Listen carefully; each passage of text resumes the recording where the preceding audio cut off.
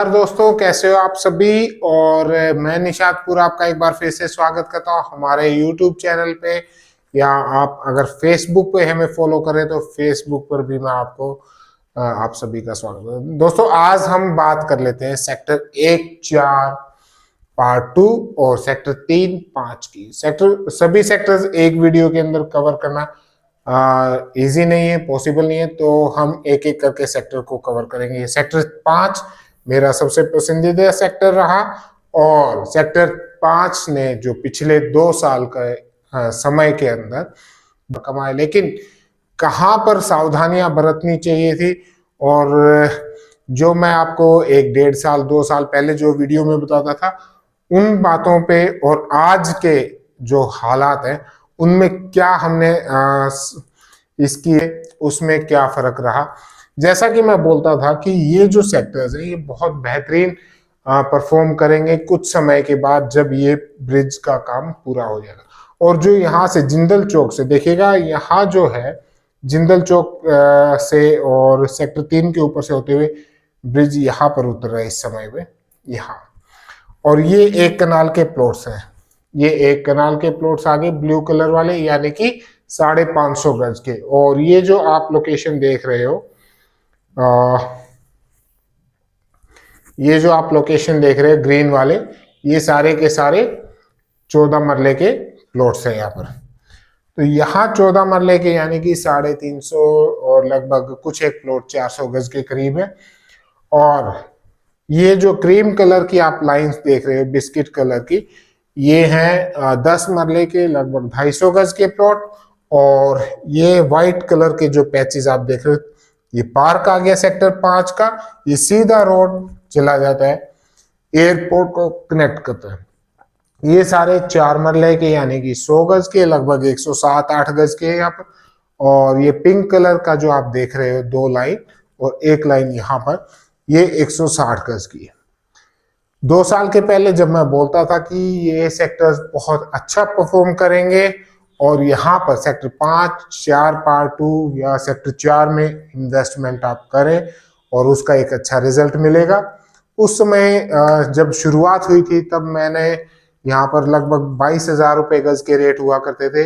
इस पार्क को मुझे आज भी याद है कि यहाँ पर हम प्लॉट सेल करते थे 22,000 रुपये गज के, और अब यहाँ पर लगभग 90 का आंकड़ा छूता हुआ। जो मेन रोड के प्लॉट है 1 से 20 तक के, ये इस समय 1 लाख रुपए गज को पार कर चुके हैं। ये जो एरिया देख रहे हैं आप, ये सारा का सारा कॉमर्शियल लैंड है, यानी कि इसकी अभी ऑक्शंस आने हैं। बहुत सारे लोग पूछते हैं कि यहाँ इन प्लॉट्स के अंदर इन्वेस्टमेंट की जाए क्या। दोस्तों, मैं आपको बता देता हूँ, आपने देखा होगा कि हम एक एग्जाम्पल लेते हैं सेक्टर 13 का, अर्बन स्टेट का, या फिर PLA का। जहां पर आपने कॉमर्शियल देखा, उसके जस्ट नजदीक में रेजिडेंशियल प्लॉट है। वो जो रेजिडेंशियल प्लॉट है, उन रेजिडेंशियल प्लॉट में कोई भी आप कॉमर्शियल एक्टिविटी नहीं कर पाएंगे। तो मुझे नहीं लगता कि इतना भाव आपको कॉमर्शियल के ऊपर यहाँ पर देना चाहिए, क्योंकि देखिएगा जो रेजिडेंशियल प्लॉट है वो रेजिडेंशियल ही रहेगा, वहां पर आप कॉमर्शियल एक्टिविटी नहीं कर। हाँ ठीक है, कुछ चीजें होती है भाव में हो, थोड़ा बहुत रेजिडेंस के मान लो कोई चीज मिल रही है, हमें प्लॉट मिल रहा है यहाँ पर बैक साइड में, अगर कोई मिल रहा है फॉर एग्जांपल 80,000 रुपये गज, यहाँ पर 85-90 तक मिल जाए तो इसको कंसीडर किया जा सकता है। लेकिन मुझे नहीं लगता कि 1 लाख से ऊपर की इन्वेस्टमेंट ये कोई बहुत समझदारी का काम रहेगा, क्योंकि आखिरकार है तो ये प्लॉट ही और रेजिडेंशियल प्लॉट है। साइज इनका 1 कनाल का, काफी बड़ी पूंजी आपकी यहाँ पर स्टक हो जाती है। तो मुझे इस चीज में कोई समझदारी नहीं लगती कि आप इस लाइन में या जो कॉमर्शियल है उसके चारों तरफ की लाइन में कोई रेजिडेंशियल प्रॉपर्टी बाय करें इतने हाई रेट्स के ऊपर, क्योंकि जो समय था वो निकल चुका। अब क्या होगा, हिसार में कोई भी अगर लोकेशन आती है, कोई अप्रूव्ड सोसाइटीज आ जाती हैं, जैसा कि सुनने में आ रहा है कि कुछ समय बाद आ सकती है, तो उस दौरान ये सारी की सारी प्रॉपर्टी स्टक हो जाएंगी। सारी पूंजी आपकी एक जगह स्टक होगी। लेकिन जो बेहतरीन था मुझे आज भी सेक्टर 4 पार्ट 2 ये बहुत बेहतर लगा, क्योंकि सारे के सारे रोड हैं वो 12 मीटर के हैं, और यहाँ पर एक कनाल के और 14 मरला 10 मरला छोटे प्लॉट्स सेक्टर 4 पार्ट 2 में आपको नहीं मिलेंगे। ये जो रोड है ये 225 फीट की रोड है, 226 फीट सॉरी। और यहाँ पर अभी जो हॉस्पिटल है, बहुत फेमस हॉस्पिटल है, उसका काम अंडर कंस्ट्रक्शन है। तो इस एरिया का डेवलपमेंट बखूबी होता हुआ सेक्टर 4 के अंदर लगभग 90% जो 80 to 90% ये मान के चलिएगा कि 80% कंस्ट्रक्शन वहाँ पर हो गई। बहुत तेजी के साथ में ये सेक्टर फिल हुए, और जिन्होंने भी यहाँ पर आज से 2 साल 3 साल पहले प्रॉपर्टी में पैसा लगाया, आज एक अच्छा मुनाफा इन्होंने बुक किया। और बहुत बहुत धन्यवाद जिनकी भी यहाँ पर प्रॉपर्टी थी, और जिनकी प्रॉपर्टी नहीं थी, जो नहीं ले पाए, उनके लिए अभी बहुत सारे। अब हमने करना क्या है, अब सेक्टर्स के अंदर इन्वेस्टमेंट ना करें। मैं नहीं कहूँगा कि ये कोई बहुत ज़्यादा समझदारी रहेगी इस समय सेक्टर के अंदर एज ए इन्वेस्टर यहाँ पर जाने का।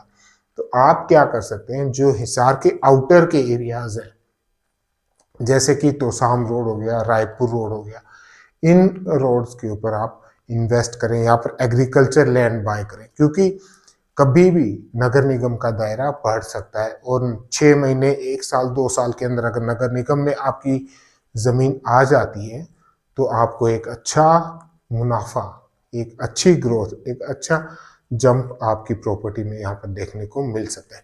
कौन कौन सी प्रॉपर्टीज रहेंगी, कहाँ कहाँ पर आप निवेश कर सकते हैं, ये सारी अपडेट्स आपको हमारे इस चैनल के माध्यम से मिलती रहेंगी। सेक्टर 3 मैं बताता हूँ कि उस टाइम अब यहाँ पर किसी प्रकार की कोई बहुत ज़्यादा गुंजाइश नहीं रही।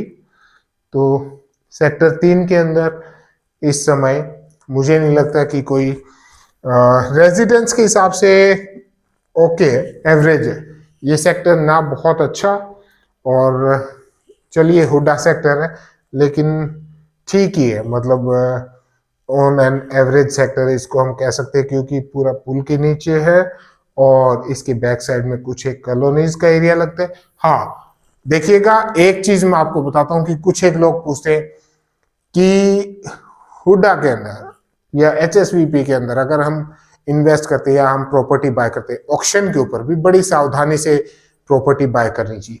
जिन लोगों ने यहाँ पर ये जो आप देख रहे हैं 36 एकड़ का लैंड, यहाँ पर HSVP ने प्लॉट्स अलॉट किए थे और उनकी ई ऑक्शन हुई थी आज से लगभग 2 साल पहले।